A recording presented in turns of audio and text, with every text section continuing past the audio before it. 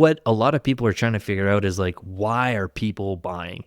And like even incrementality testing, MMM, multi-touch attribution, they don't tell you why someone purchased. Even when Exactly. they fill out like a self-attribution like survey, there's a ton of like human cognitive bias in there. Do they really remember that it was their friend in a Slack channel that told them about like Eloqua to check it out again because they got new like features? Right. Like no one really knows, even the human that made the purchasing decision. And so I don't know, like that's like part of the questions we're asking guests on the show is like, what is the answer to this? Like, what advice do we give marketers that are like 90% of marketers are in these seats? They keep getting the question. We know there's a change management that needs to happen from the top.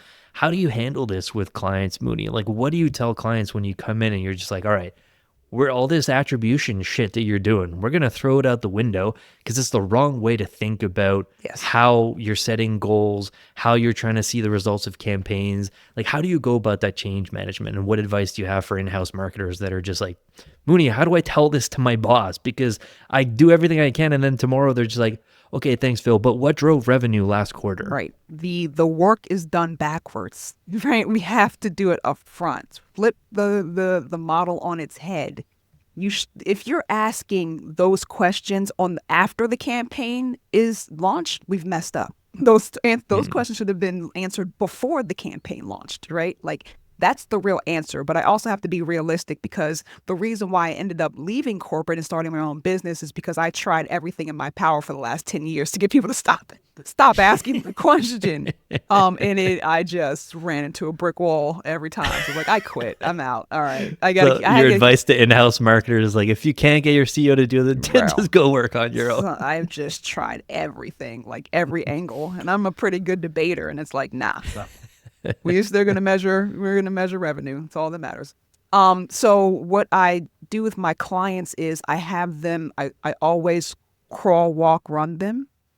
And I'm like, you're jumping 20 steps ahead, right? We got to back up and crawl first. And the crawl is isolating each activity.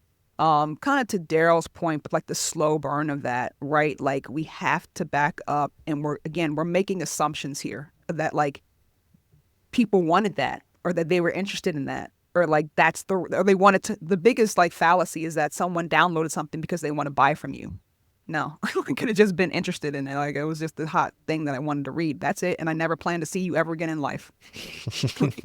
like that's the thing. So like, that's what I say about let's take the activity, again, just the ebook or the white paper of the people who downloaded, which you end up seeing from a lead scoring standpoint is that's their only lead score.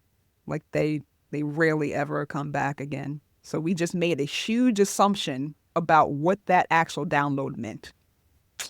How good is it? How good are you? The test of the marketer is how good are you at bringing those people who did that action to the next action. Right? Then we're cooking with grease because now they're actually interested. They have something with you.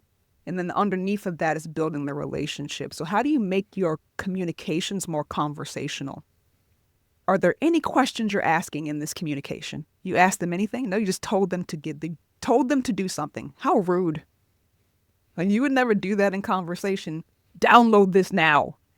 What are you? Why? Why would I do that? Like, but do you like, is there any interest or do you like this? Do you need this now? Was this something that you were seeking? Why were you looking for this? Like, you just didn't know about this topic? Like, why are we, like, let's ask some questions to gauge something further. So what I'm trying to teach is like, how do you actually be a good communicator? Because if you can communicate well, then now we're cooking with grease as far as marketing goes, because that's really the function we're trying to do here. So really the answer, long-winded answer to your question is I have to bring it back to put them in the crawl phase. Let's isolate this and how well is it at communicating the next thing that you want them to do? Because if we do that, then we're starting to build a relationship and then we can engage.